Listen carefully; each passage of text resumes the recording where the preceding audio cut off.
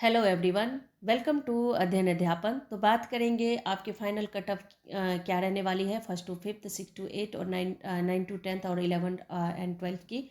तो इस बारे में बात करने से पहले आप लोगों को बता दूं कि जो आप लोगों ने मुहिम चलाई है वन कैंडिडेट वन रिजल्ट, वो बिल्कुल काम करती हुई नज़र आ रही है। उसका असर सकारात्मक रूप से देखने को मिल रहा है और बहुत जल्द आप लोगों को आपके रिजल्ट पर भी इसका सकारात्मक असर ही पड़ने वाला है। तो बिल्कुल जितने धैर्य के साथ आप इस चीज़ का इंतज़ार कर रहे हैं करते रहिए और अपनी मुहिम में बिल्कुल आगे बढ़ते रहिए। बिल्कुल ये आप लोगों की जो मुहिम है बिल्कुल जायज़ है और ये बिल्कुल काम कर रही है। इस बारे में हम लोग और भी बात करेंगे लास्ट में, लेकिन सबसे पहले देख लेते हैं कि कट ऑफ क्या रहने वाली है इस बार। और जो जबकि भाषा को शून्य कर दिया गया है, तो यहाँ पर अगर हम पिछले वर्ष की कट ऑफ की बात करें, एक नज़र देख लेते हैं, ज़्यादा डिटेल में नहीं जाएंगे। अगर किसी कैंडिडेट ने पिछले वर्ष का जो कट ऑफ है वो नहीं देखा है तो एक बार बस चर्चा कर लेते हैं, उसके बाद हम लोग फाइनल कट ऑफ पे आते हैं। तो देखिए, अगर हम पिछले वर्ष की बात करें पहले से पाँचवीं कक्षा के लिए, तो यहाँ पर अगर हम अनरिजर्व कैटेगरी की बात करें जनरल स्टडी में, तो आपके जो पुरुष वर्ग के लिए 67 और महिला वर्ग के लिए 57 था। वहीं आप बाकी के जो यहाँ पर आप देख सकते हैं EWS के लिए 56 और वहीं फीमेल के लिए 48, तो इस तरह से दिया गया था। वहीं उर्दू की बात करें तो 54 और 43 आपके अनरिजर्व कैटेगरी के लिए और फीमेल के लिए 40 यहाँ पर मार्क्स दिखाया गया है।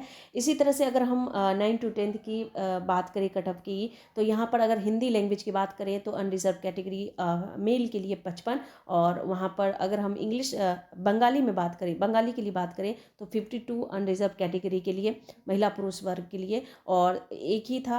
और यहाँ पर अगर हम उर्दू की बात करें तो 58 51 यहाँ पर दिया गया है। इसी तरह से अगर हम बाकी सब्जेक्ट की बात करें, 11 12 की बात करें, तो यहाँ पर इस प्रकार से अगर हिंदी की देखें तो 39 अनरिजर्व कैटेगरी मेल के लिए और यहाँ पर अगर हम उर्दू की बात करें तो 42। इसी तरह से आपके सारे कट ऑफ जो है पिछले वर्ष के यहाँ पर दिए गए हैं। आप लोगों ने देख भी लिया होगा और अगर नहीं देखा है तो इस तरह से, क्योंकि ये इसलिए दिखाने का मकसद ये था कि आप लोग अपने अनुसार अनुमानित लगा सकते हैं कि किस प्रकार से आपके कट ऑफ रहने वाले हैं। यहाँ पर कट ऑफ किन बातों पर जो है किन बातों को ध्यान में रखते हुए कट ऑफ निकाला जाता है, उस बारे में भी हम लोग बात करेंगे। बिल्कुल, यहाँ पर जब हम कट ऑफ की बात करते हैं तो डिसाइड जो किया जाता है, किन फैक्टरों को ध्यान में रखकर डिसाइड किया जाता है, तो नंबर ऑफ़ एप्लीकेंट्स की और नंबर ऑफ़ वैकेंसी की और साथ ही डिफ़िकल्ट लेवल ऑफ एग्ज़ाम। अगर आपका एग्ज़ाम यानी प्रश्न पत्र आसान आता है तो आपके कट ऑफ हाईएस्ट जाते हैं। अगर आपका एग्ज़ाम कठिन जाता है यानी प्रश्न पत्र कठिन होता है, प्रश्नों का लेवल कठिन होता है, तो आपके जो कट ऑफ है वो लोएस्ट जाता है। तो देखिए, यहाँ पर अगर हम बात करें फर्स्ट टू फिफ्थ में, तो फर्स्ट टू फिफ्थ की जो अगर हम कट ऑफ की बात करेंगे तो यहाँ पर देखिए कम से कम एक सीट के लिए 11 लगभग 11 कैंडिडेट ने अप्लाई किया है। वहीं अगर हम 6 टू 8 की बात करें तो यहाँ पर लगभग आप कह सकते हैं 12। यहाँ पर 9 टू 10 की बात करें तो लगभग यहाँ पर 8 आई थिंक। और इस हिसाब से 11 12 की बात करें तो यहाँ पर जो है 3 की तरफ। तो सबसे कम जो आपके कट ऑफ जाने वाले हैं वो 11 12 के जाने वाले हैं, क्योंकि नंबर ऑफ़ एप्लीकेंट कम है यहाँ पर। और साथ ही अगर बात करें तो 9 टू 8 की भी कट ऑफ कम जाएगी। मतलब यहाँ पर अगर बात करें तो 9 टू 10 और 11 टू 12 की जो कट ऑफ होगी वो आपकी नॉर्मल मतलब लोएस्ट जाएगी। लेकिन अगर हाईएस्ट कट ऑफ की बात करें तो 6 टू 8 में बहुत सारे एप्लीकेंट हैं और 1 टू 5 में भी बहुत सारे हैं, तो इनकी कट ऑफ हाईएस्ट जाएगी। और इस बार चूंकि भाषा को शून्य कर दिया गया है, तो यहाँ पर अगर हम बात करें तो कैंडिडेट की संख्या और भी ज़्यादा बढ़ गई है। जहाँ पर भाषा में फेल होने वाले अभ्यर्थियों को की छंटनी होनी थी, वो यहाँ पर ऐड हो गए हैं। तो जो यहाँ पर कट ऑफ है वो हाईएस्ट जाने का अनुमान लग रहा है।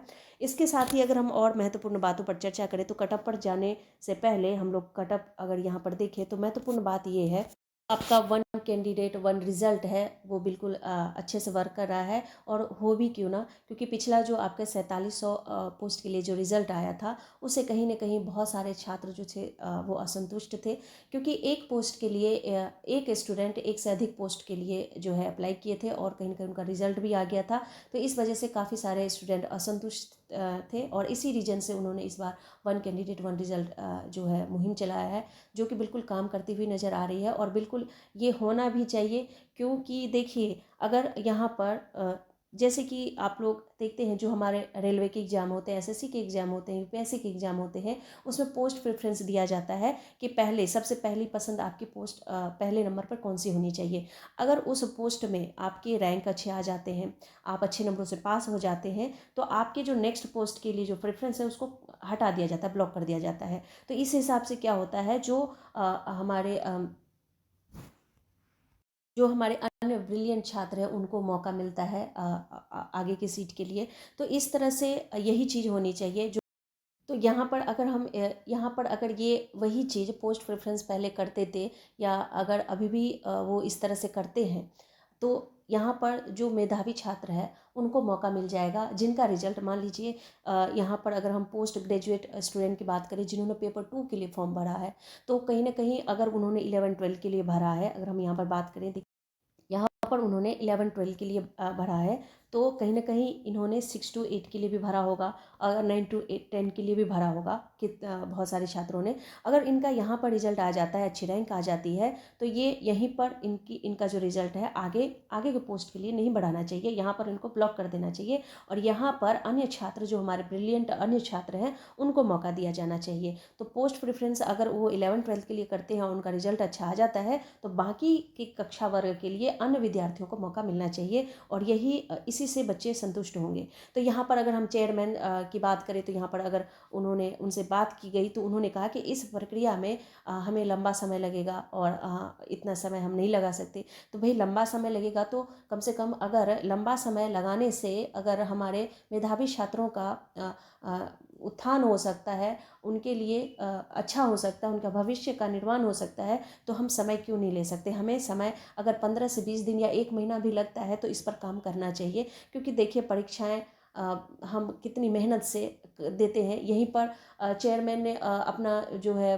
प्रेस कॉन्फ्रेंस कर दिया, और उसके बाद अचानक से वो सिलेबस चेंज कर देते हैं कि जिन्होंने भी सब्जेक्ट कॉम्बिनेशन किया है, जो एसएसटी वाले छात्र हैं, वो सब्जेक्ट कॉम्बिनेशन में पहले ज्योग्राफी रखे, पहले हिस्ट्री रखे, और इस हिसाब से छात्रों ने उन चीज़ों को फिर से मतलब अपने ऊपर ले भी लिया। उन दिन रात हज़ारों छात्रों ने मेहनत की, और फिर जब रिजल्ट निकलता है तो देखिए इस तरह से उनको निराश नहीं करना चाहिए। बहुत मेहनत करते हैं हमारे छात्र, और कहीं ना कहीं जाकर के रिजल्ट की जो आशा होती है वो ऐसी धुंधली नहीं होनी चाहिए, और कहीं ना कहीं इस पर काम करना चाहिए। और अगर ऐसा होता है तो बहुत ही अच्छा होगा, और यही मुझे भी लग रहा है कि ऐसा ही होना चाहिए, होगा भी, क्योंकि ये जो मुहिम है बहुत अच्छे से काम कर रही है।